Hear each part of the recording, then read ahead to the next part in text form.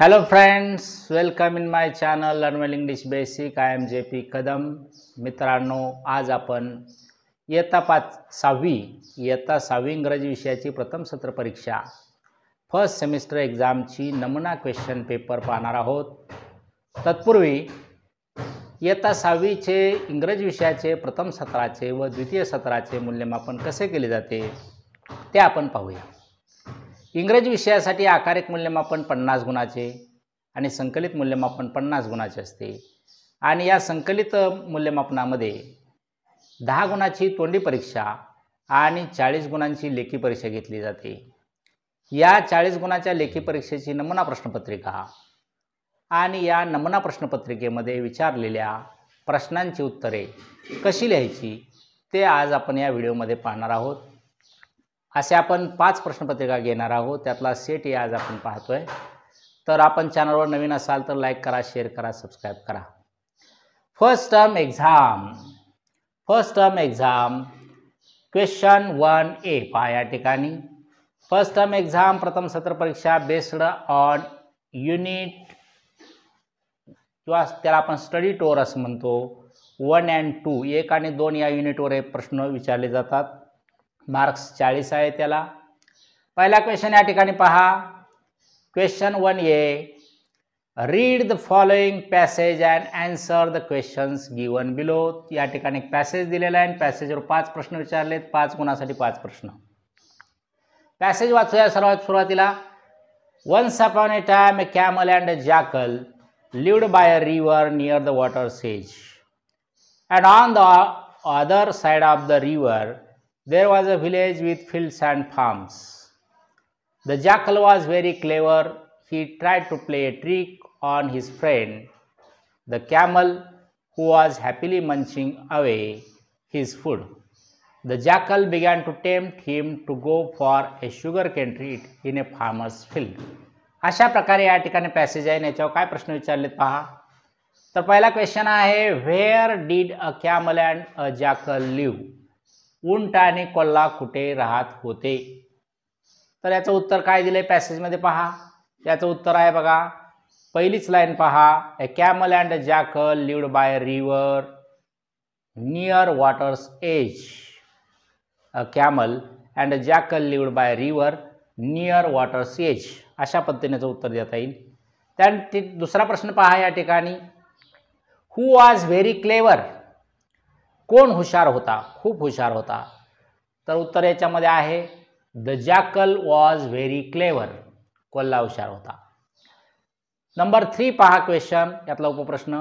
What did the jackal begin to do. कोल्ह्यानं काय करायला सुरुवात केली. The jackal began to tempt camel to go for a sugar cane treat in a farmer's field. अशा प्रकारचं उत्तर येईल.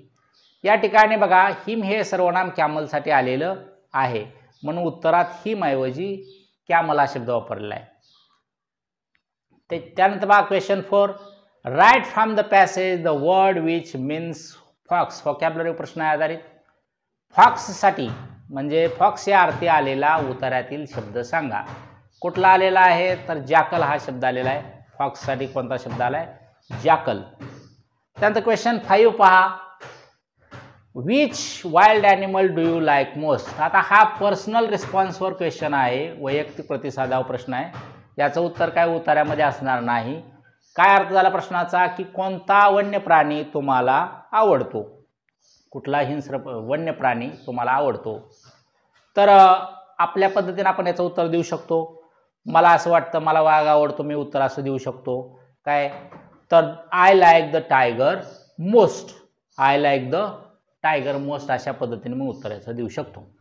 तर अशा पद्धतीने उत्तराचे 5 प्रश्न आपण पाहिले. आता पहा क्वेश्चन 1B. इथं काय दिलेलं आहे तर read the stanza and answer the questions. कवितेमधला एक स्टांजा दिलेला आहे, मिन्नी अँड विन्नी या कवितेतला, आणि त्याच्यावर प्रश्न विचारलेले आहेत. 5 प्रश्न किती आहेत बघूया. तर कवितेतला स्टांजा पहिल्यांदा आपण वाचूया. 2 bright stars peeped into the shell. What are they dreaming of? Who can tell? Started a green linnet out of the craft. अशा पद्धतीनं हा स्टांजा दिलेला आहे आणि या स्टांजावर आपल्याला 5 प्रश्न दिलेले आहेत. ते 5 प्रश्न आपल्याला लिहायचे आहेत, उत्तर लिहायचे आहेत. वेअर डिड 2 ब्राईट स्टार्स पीप. आता कवितेमध्ये पिपड लिहिताना PEEP' असं दिलंय. हा शॉर्ट फॉर्म आहे, कॉन्ट्रॅक्टेड फॉर्म पिपडचा दिलेला आहे कवितेमध्ये. ॲक्च्युली काय पाहिजे होतं, PEEPED असं पाहिजे होतं. पिपचा पास्ट टेन्स हा पिपड होतं, PEEPED. तर उत्तर लिहिताना आपल्याला PEEPED लिहावं लागणार आहे. पहा, वेअर डिड 2 ब्राईट स्टार्स पीप असा प्रश्न आहे. उत्तर काय लिहिता येईल याचं, तर 2 bright stars peeped into the shell. Second question पहा, who started out of the croft. Who started out of the croft कवितेमध्ये उत्तर आहे a green linnet started out of the croft. A green linnet started out of the croft. Third question पहा, write a rhyming pair from the stanza. यमक जुळणाऱ्या शब्दांची जोडी किंवा तालबद्ध शब्दांची जोडी कवितेमधून शोधून काढून लिहायची आहे. तर या ठिकाणी आलेली आहे जोडी शेल टेल. Shell tell. त्यानंतर क्वेश्चन 4 पहा, list all the action words from the stanza. बघा याचा मराठीत अर्थ झाला, कडव्यात आलेल्या सर्व कृती शब्दांची यादी करा. कृती शब्द ॲक्शन वर्ड कोणते आले त्या ठिकाणी, पीप. पीप म्हणजे डोकावणे. ड्रीम. ड्रीम म्हणजे स्वप्न पाहणे.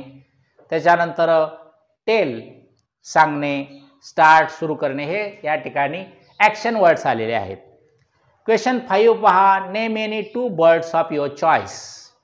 म्हणजे काय, तर तुमच्या आवडत्या कोणत्याही 2 पक्ष्यांची नावं लिहायची आहेत.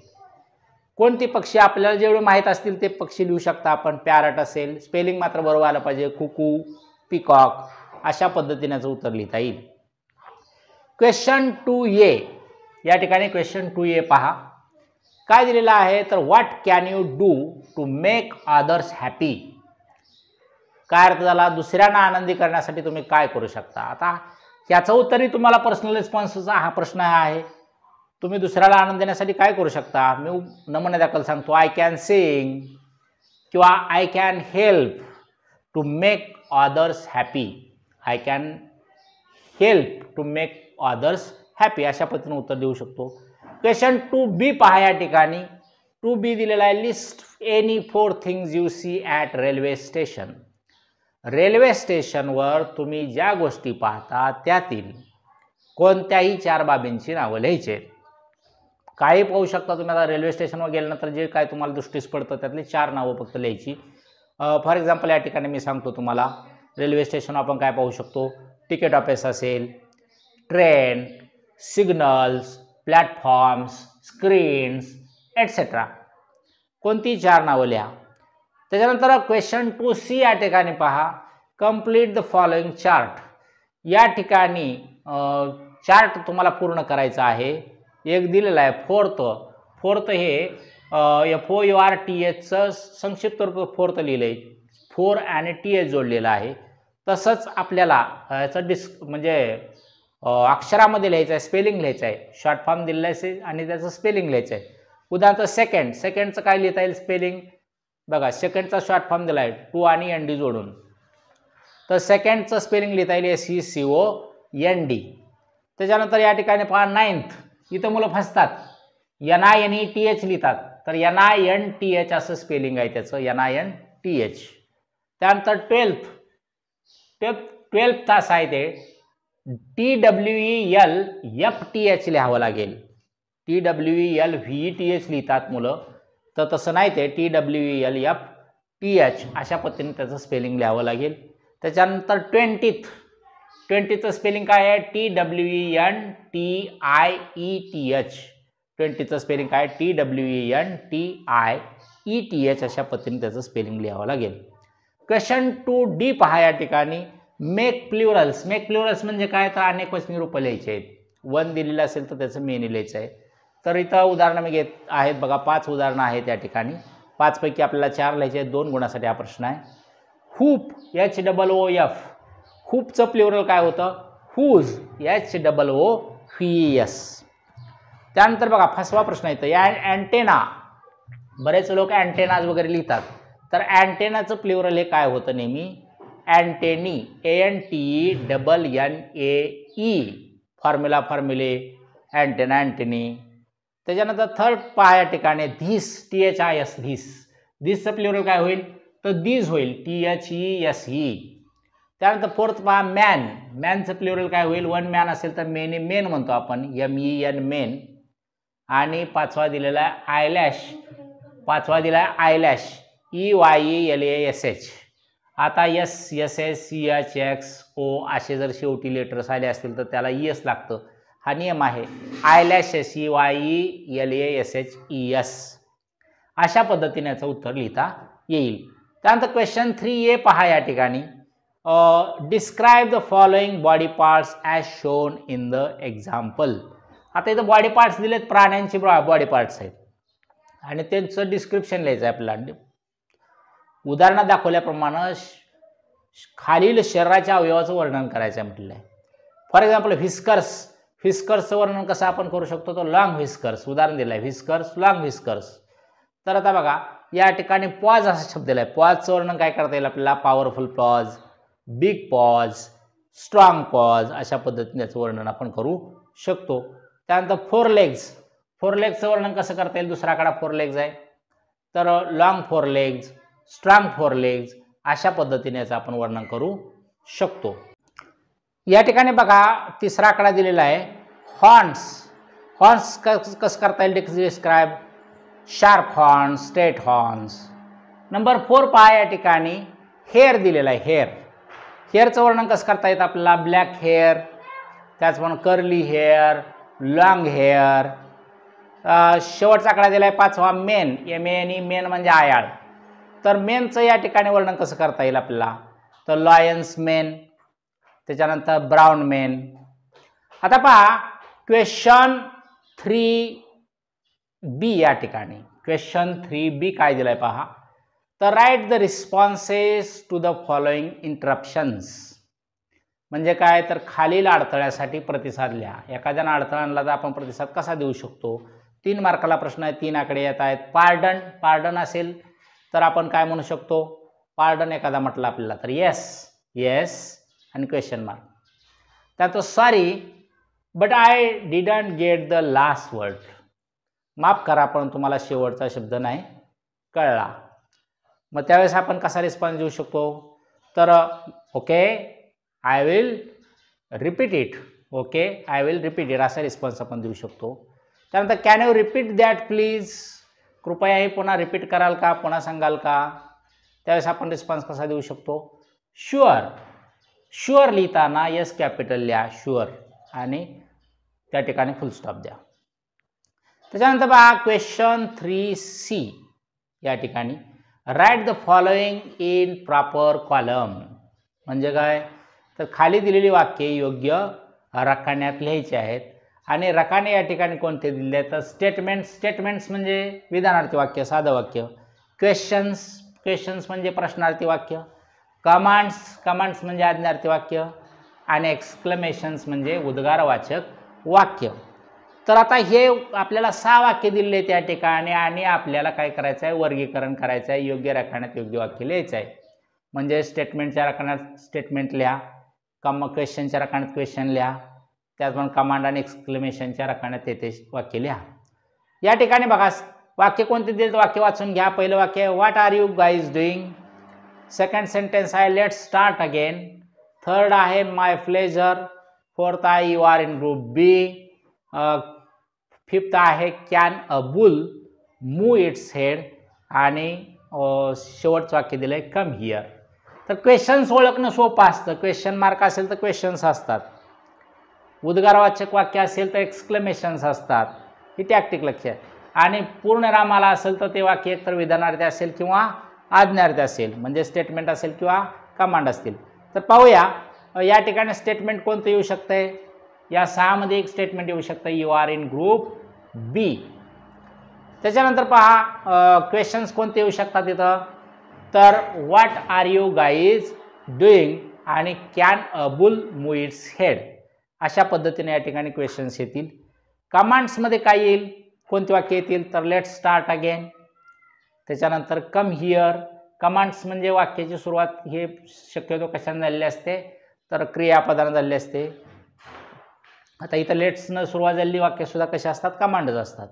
एक्सक्लेमेशन्समध्ये कोणतं वाक्य येईल तर माय प्लेजर. तर अशा पद्धतीने आपण हे वर्गीकरण करू शकता. क्वेश्चन 3D या ठिकाणी पहा. Question 3D, use the proper prepositions from the brackets.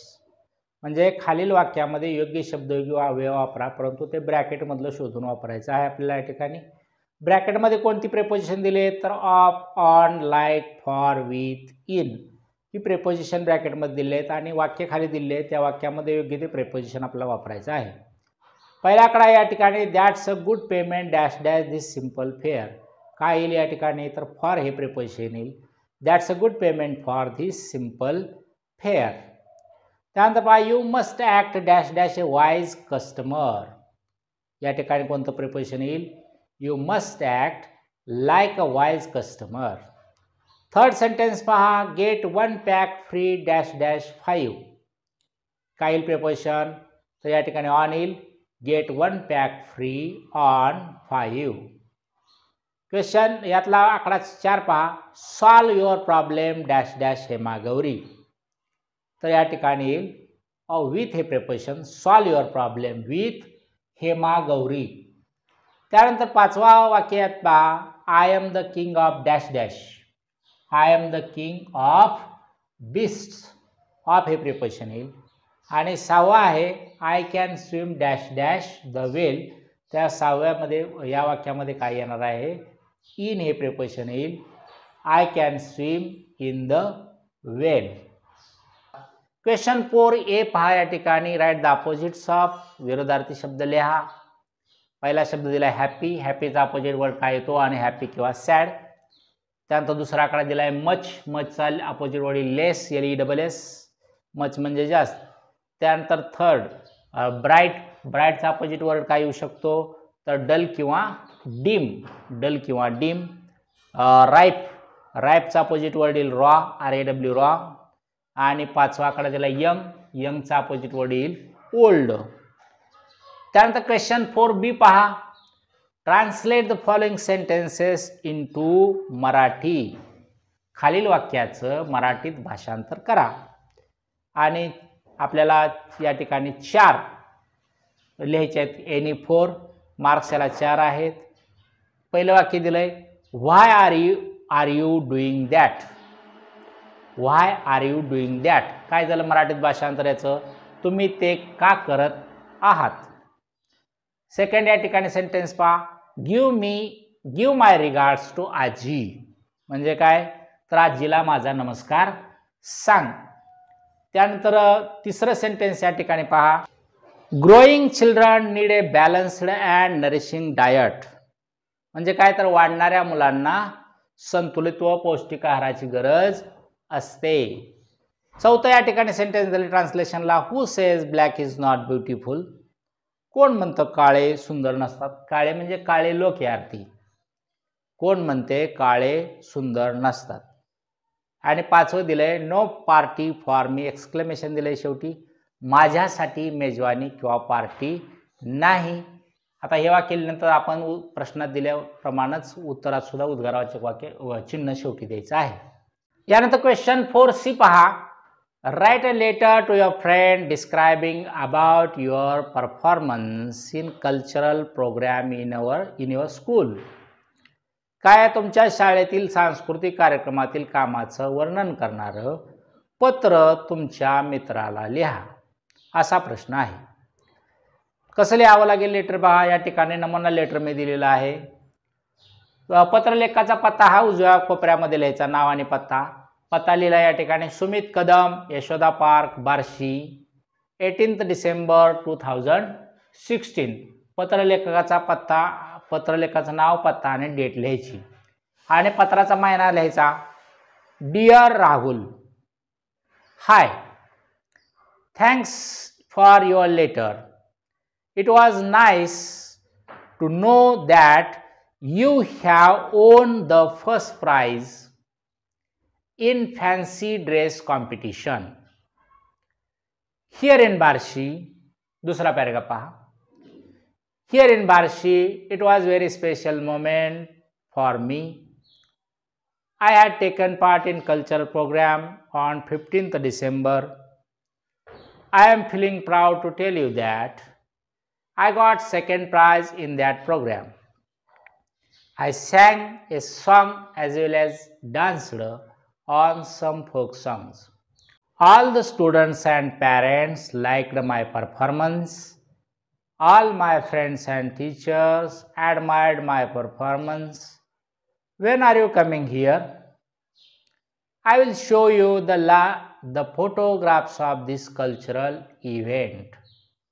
आणि शेवटचा पॅराग्राफ यातला पहा. How are your father and mother? Give my regards to them and love to Bunty. आणि बघा या ठिकाणी साइन अप लाइन काय करायची आहे, युअर फ्रेंड सुमित. अशा पद्धतीनं या ठिकाणी पत्र लिहिता येईल. आता तुम्ही वेगळ्या पद्धतीने अजून लिहिलं तरी चालेल, असंच लिहायला पाहिजे असंही काही नाही. तर नमुना पत्र आपण या ठिकाणी पाहिलं. विद्यार्थी मित्रांनो, आता आपण 6वीचा फर्स्ट टर्म एक्झामचा प्रथम सत्र परीक्षेचा इंग्रजी विषयाच्या पेपरचं स्वरूप आणि त्या पेपरमध्ये नमुना पेपरमध्ये विचारलेल्या प्रश्नांची उत्तरं कशी लिहायची याचा या ठिकाणी सविस्तर अभ्यास केलेला आहे. असेच इंग्रजीचे सोप्या भाषेतले व्हिडिओ पाहण्यासाठी या चॅनलला लाईक करा, शेअर करा, सबस्क्राईब करा. Thank you very much for watching my video.